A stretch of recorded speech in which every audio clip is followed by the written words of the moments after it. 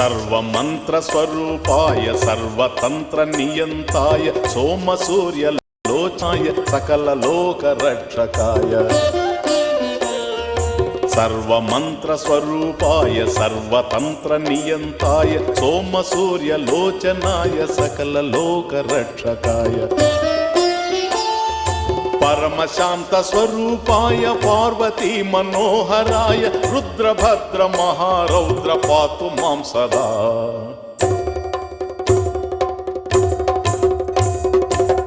మృత్యుంజయ శివాశూలపాణే శశిఖండ మండనా మృత్యు సంసార ఖండనా.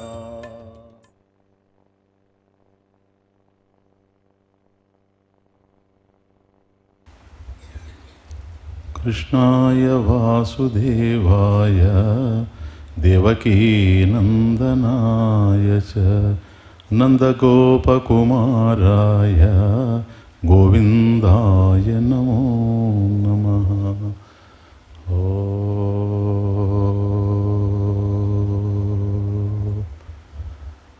ఈశ్వరో గురురాత్మేతి మూర్తిభేద విభాగిని వ్యోమవద్వ్యాప్తదేహాయ దక్షిణామూర్తయే నమః. గణానాం త్వా గణపతిగం హవామహే కవిం కవీనాముపమశ్రవస్తమం జ్యేష్ఠరాజం బ్రహ్మణాం బ్రహ్మణస్పత ఆనశృణ్వన్నోతిభిः सीदसादनम्. ఓం శ్రీ మహాగణపతయే నమః.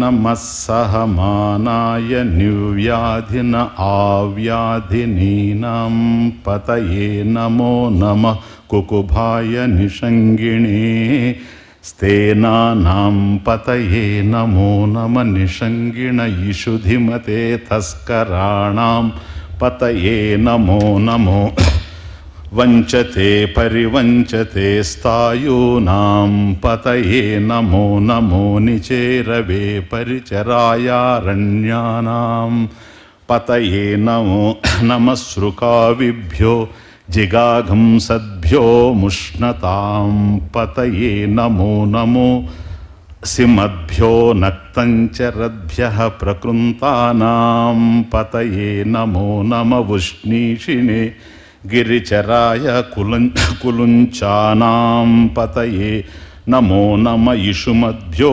ధన్వావిభ్యశ్చ వో నమో నమ ఆతన్వానేభ్యః ప్రతిదధానేభ్యశ్చ వో నమో నమ ఆయశ్చద్భ్యో విసృజద్భ్యశ్చ వో నమో నమోస్యద్భ్యో విద్యద్భ్యశ్చ వో నమో నమ ఆసీనేభ్యశ్చయానేభ్యశ్చ వో నమో నమ స్వపద్భ్యో జాగ్రద్భ్యశ్చ వో నమో నమస్తిష్టద్భ్యో ధావద్భ్యశ్చ వో నమో నమః సభాభ్యః సభాపతిభ్యశ్చ వో నమో నమో అశ్వేభ్యోశ్వపతిభ్యశ్చ వో నమః.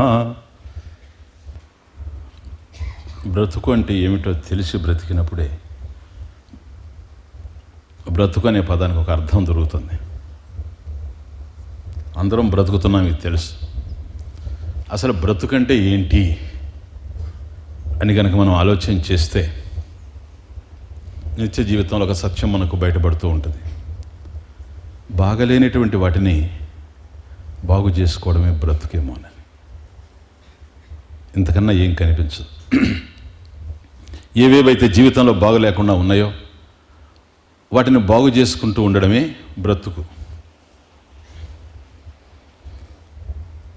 ఒకవేళ అనారోగ్యంతో కనుక దేహం పాడైతే చికిత్స చేయించుకొని బాగు చేసుకుంటూ ఉన్నాం. వ్యక్తుల మధ్య మనస్పర్ధలు వచ్చి ఆవేదనలు ఆందోళనలు చుట్టుముడితే ఈ అపార్థాలను దూరం చేసుకోవడానికి అవగాహనను పెంచుకొని అపార్థాలు లేకుండా చేసుకొని ఆనందంగా జీవిస్తూ ఉన్నాం. ఒక వ్యాపారంలో కనుక మనకు నష్టం వస్తే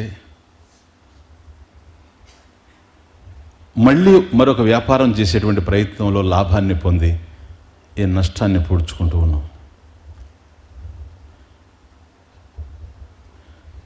దూరమై ఏవైనా మనల్ని బాధించాయనుకోండి, వాటిని దగ్గరికి తెచ్చుకొని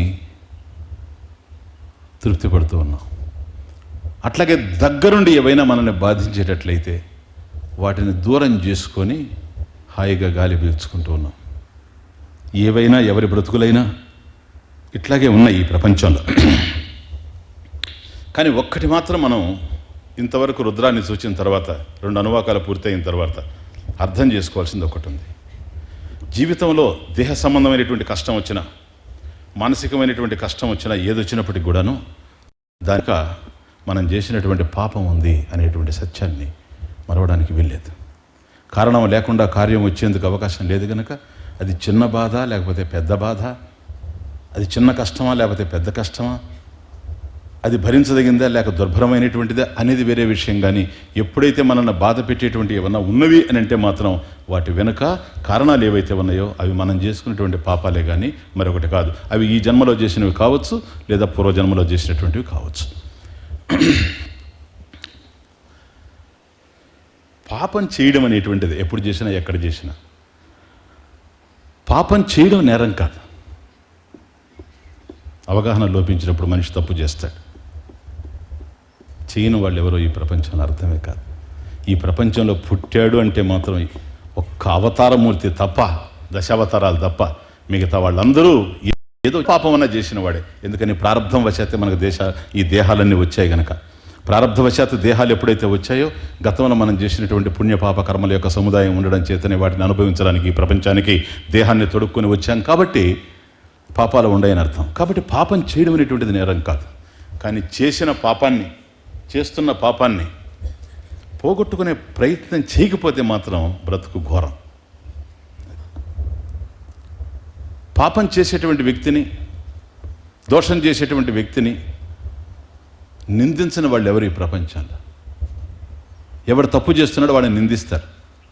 ఈరోజు మీరు ఎలక్ట్రానిక్ మీడియా చూసినా, ప్రింట్ మీడియా చూసినా, ఎక్కడ చూసినా ఇవే కనపడుతూ ఉండేది. ఎవడో ఒకడు మనకొని నిందిస్తూ ఉంటాడు, ఎందుకంటే తప్పులు పడుతూ ఉంటాడు. కానీ తప్పు చేశాడు అని నిందించడం తెలియని వాళ్ళు ఎవరు ఈ ప్రపంచంలో? అందరికీ తెలుసు. కానీ ఎందుకు తప్పు చేశాడని ఆలోచించగలిగేటువంటి వివేకం ఎంతమందికి ఉంటుంది ఈ ప్రపంచంలో?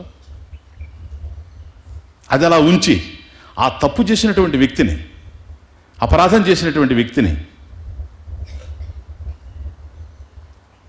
బాగు చేయడానికి ప్రేమించి అవగాహనను కల్పించి ఆ వ్యక్తిలో మార్పు తీసుకురావడానికి ఎంతమంది ప్రయత్నం చేయగలరు ఈ ప్రపంచం? ఎవ్వరికీ సాధ్యం కాదు.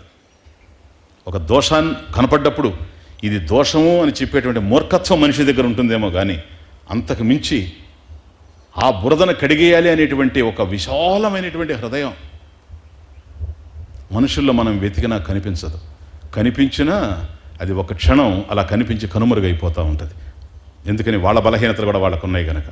కాబట్టి తప్పు చేసినటువంటి వాడిని, నేరం చేసినటువంటి వాడిని, హత్యలు చేసినటువంటి వాడిని, హంతకుల్ని, చోరుల్ని హక్కును చేర్చుకొని రక్షించగలిగేటువంటి ప్రేమ హృదయం ఈ ప్రపంచంలో మనుషులకు ఉంటుందని మాత్రం నేను అనుకోను. అది ఒక్కరికే ఉంది, అది పరమేశ్వరుడికే ఉంది, ఇంకెవ్వరికి లేదు. సాధ్యమే కాదు. తప్పు చేసిన వాడిని ఒడిలో కూర్చోబెట్టుకునేటువంటి పరిస్థితి ఒక పరమేశ్వరుడికి ఉంటుంది తప్ప ఇంకెవరికి ఉండేందుకు అవకాశమే లేదు. ఎందుకో తెలుసా? ఈ ప్రపంచంలో చోరులు ఉన్నారు, కానీ నిత్య చోరులు లేరు. Understand this point. ఈ ప్రపంచంలో హంతకులు ఉన్నారు, కానీ నిత్య హంతకులు లేరు ఈ ప్రపంచంలో. ఈ ప్రపంచంలో పాపులు ఉన్నారు, కానీ నిత్య పాపులు అనేవాళ్ళు ఈ ప్రపంచంలో లేరు. నిత్య పాపి ఇతడు అని చెప్పడానికి అవకాశమే లేదు.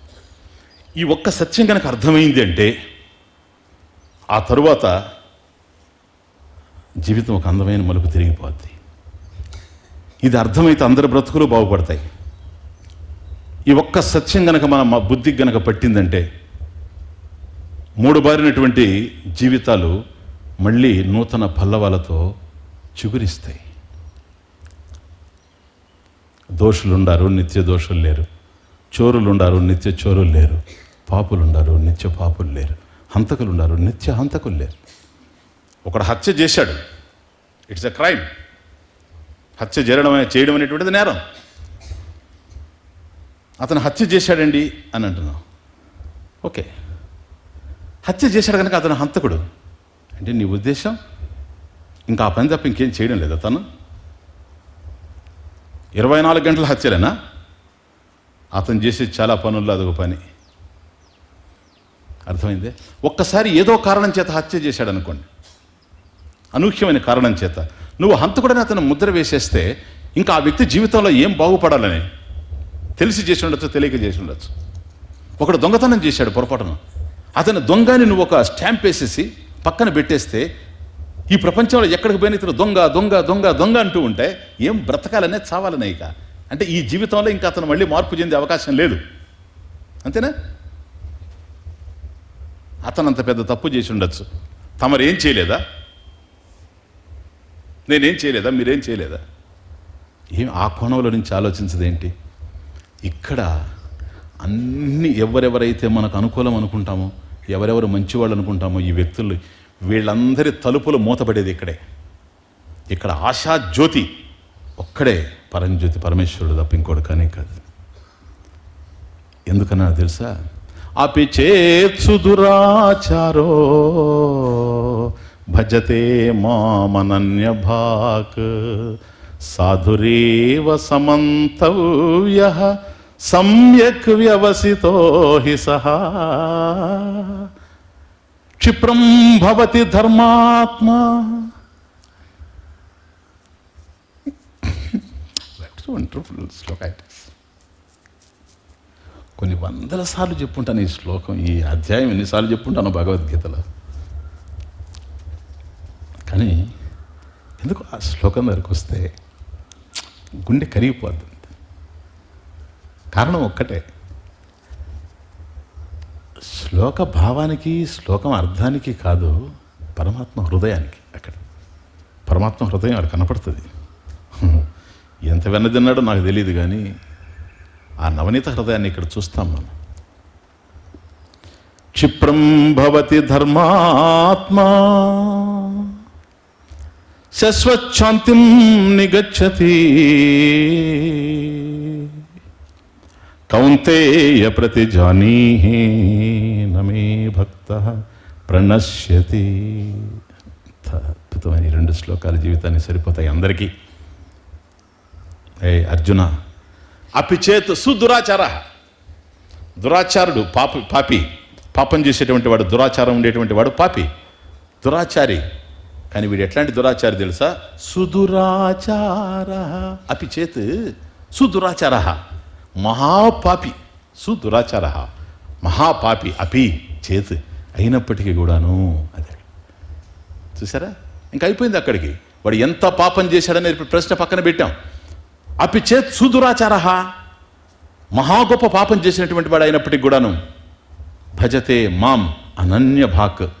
రెండవ ఆలోచన లేకుండా అనన్య భక్తితో ఎవడైతే అన్యంగా మనసును పెట్టుకోకుండా ఎవడైతే నన్నే ఆశ్రయించి నన్నే పూజిస్తూ ఉన్నాడో, అర్చిస్తూ ఉన్నాడో, ధ్యానిస్తూ ఉన్నాడో, సేవిస్తూ ఉన్నాడో, ఎవరు?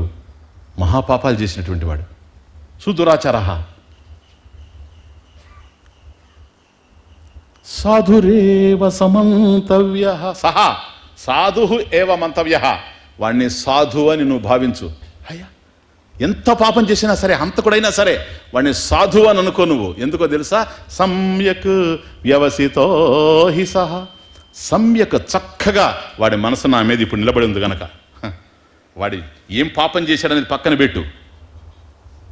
వాడి పాపాన్ని కడగలేనంత శక్తి కలిగిన వాడిని అనుకుంటున్నావా నన్ను?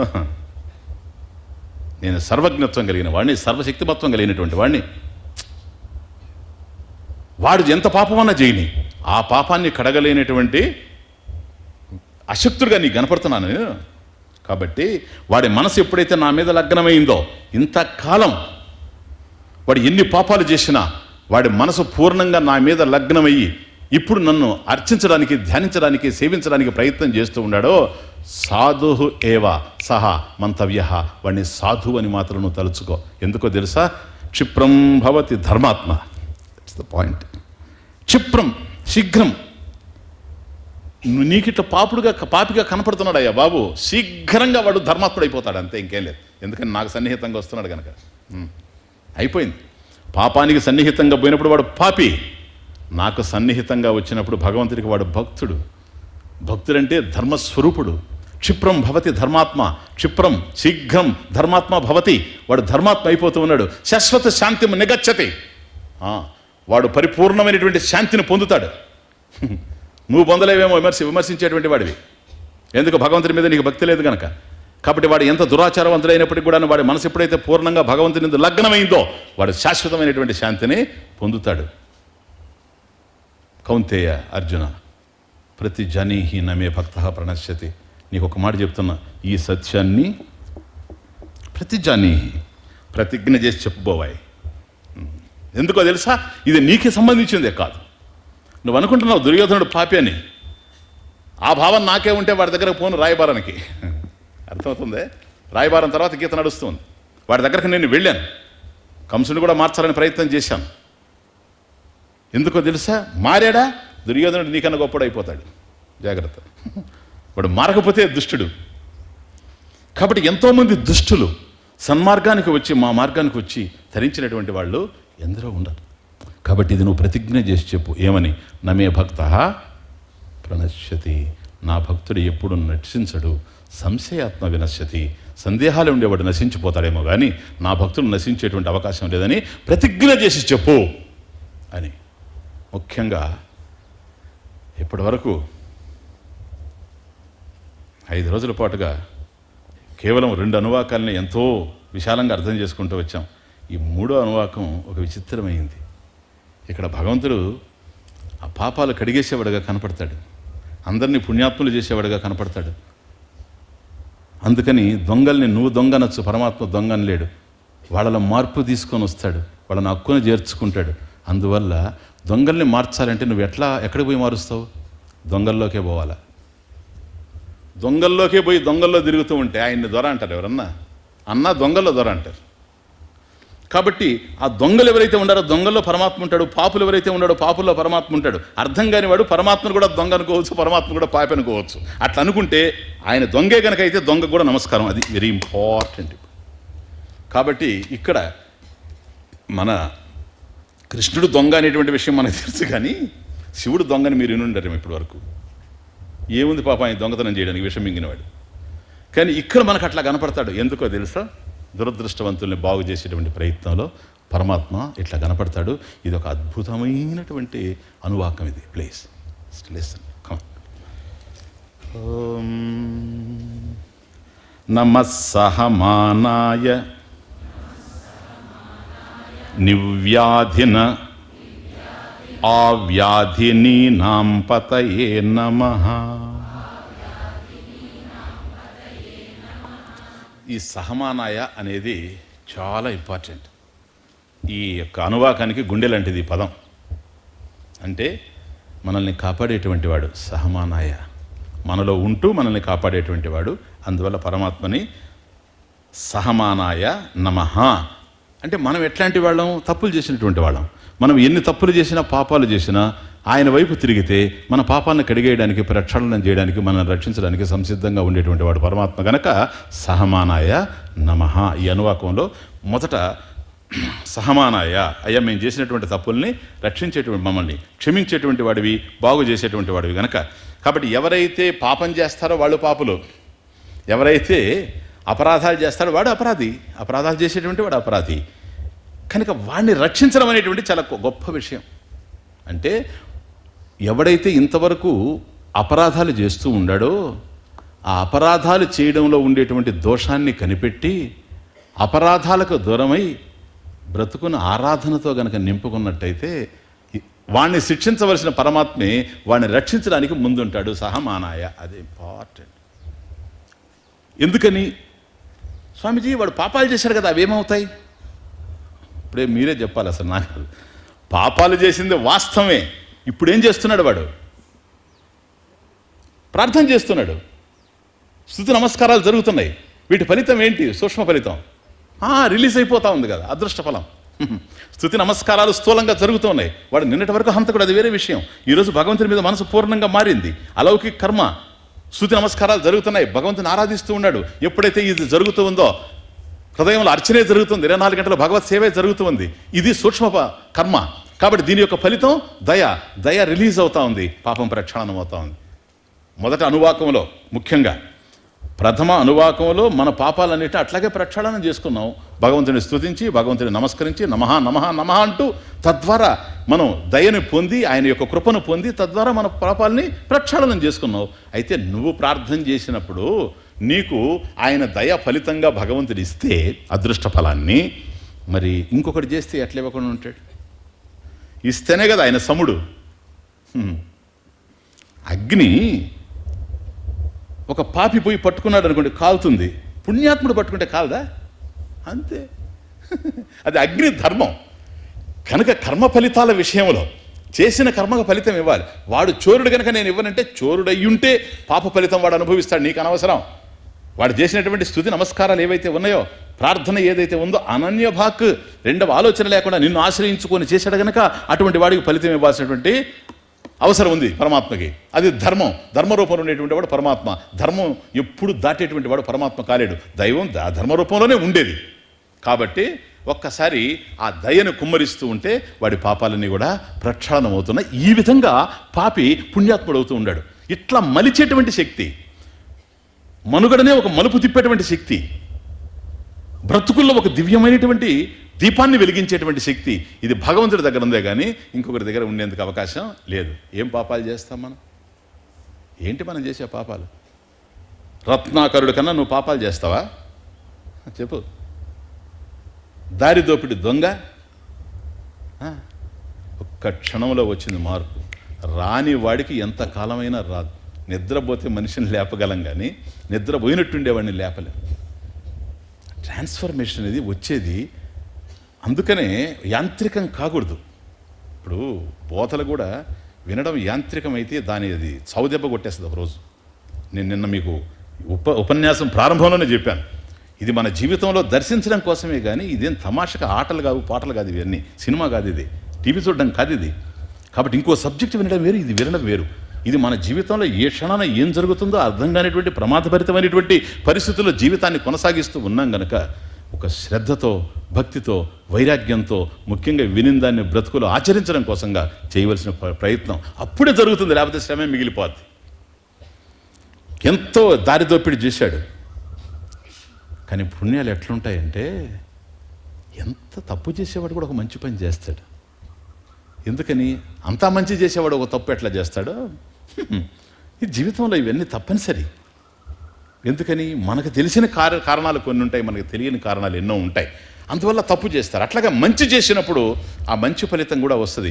గతంలో ఎవరికి ఏం మంచి చేస్తామో, ఏ పుణ్యకార్యం చేసి ఉంటామో, వీటన్నిటి యొక్క ఫలితంగా ఏ వ్రతం చేశామని ఆ గోపికలు ఎట్లాగైతే దశమస్కందంలో ప్రార్థన చేశారో, ఏ నోములు నేర్చామో అని ఏమేమి మనం మంచి చేసుకుని ఉంటామో ఒక సత్పురుషుడితో సంబంధం ఏర్పడుతుంది. సడన్గా భక్తుడు కాకపోయినా ట్రైన్లో కలుస్తాడు అంతే, బస్సులో కలుస్తాడు అంతే. ఒక సాధువు కలిసి మన బ్రతుకుని ఒక మలుపు తిప్పేస్తాడు అక్కడి నుంచి. అంతవరకు ఉన్నటువంటి జీవితం ఒక్కసారి క్లోజ్ అయ్యి నూతనంగా ప్రారంభం అవుతుంది.